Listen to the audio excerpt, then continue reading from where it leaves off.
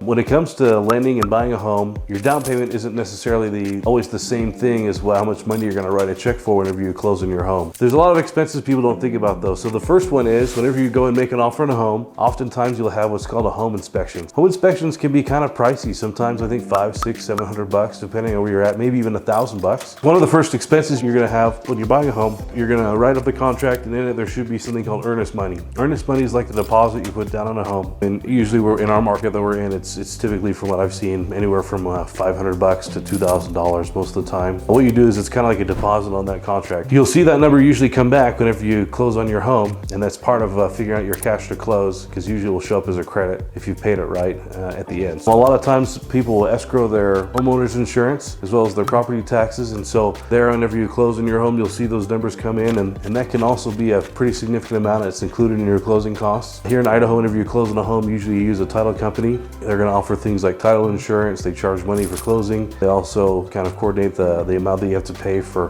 recording your documents with the county and stuff like that. That can also be significant. Oftentimes, it could be $1,000, $2,000, $3,000 for most homes. This one's kind of a lender fee. It's buying points. Buying points is important to consider, because oftentimes if you ask the seller for a credit, that's whenever you can go ahead and use some of that extra money that they've given you for buying down the rate. So buying down the rate, buying down points, same thing. There's your 5 hidden costs most people don't know about.